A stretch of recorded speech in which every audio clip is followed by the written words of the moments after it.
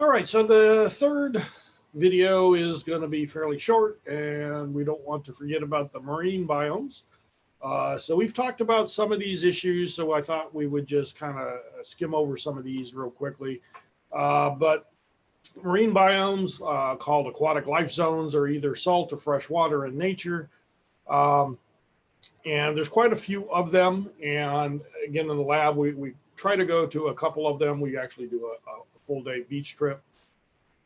So obviously we have oceans, we have estuaries, which are a mixture of salt and fresh water, coastal wetlands, areas that obviously have lots of water. And then we have the coral reefs in places, in the Great Barrier Reef, which is in a lot of trouble in Australia. And then we also have freshwater life zones, lakes, rivers, streams, and again, freshwater wetlands. So the three major marine life zones would be coastal zones, the open ocean, and then the ocean bottom, which would be called benthic. And so we're not going to have a lot of time to go over these. So you can see some of the terms here that you should be aware of, like eutrophic and atrophic means light or no life.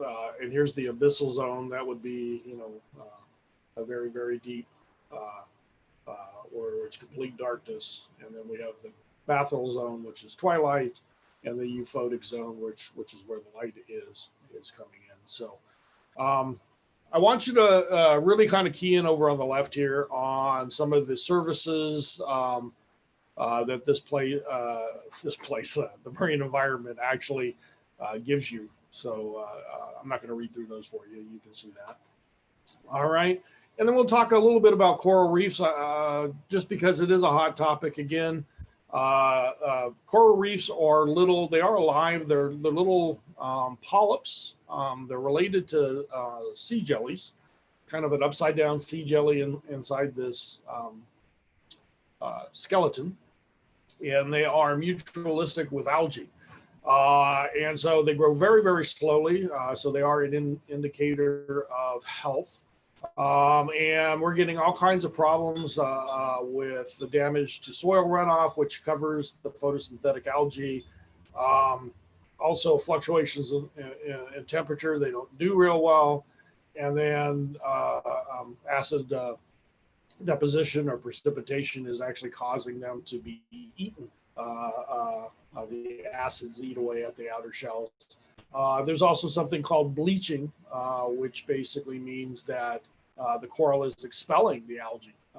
And so that causes all kinds of major damage. So definitely being degraded. Again, if you want to see the Great Barrier Reef, go see it soon. It may not be there. Freshwater ecosystems. Again, we like lakes, ponds. We tend to navigate there for recreation. And then, done well, it has lots of services you can see for us. So on the right-hand side, but we are still polluting these facilities now. They will cleanse themselves if given enough time, and we need to stop dumping. And so anyway, we will stop the share on that and stop the recording.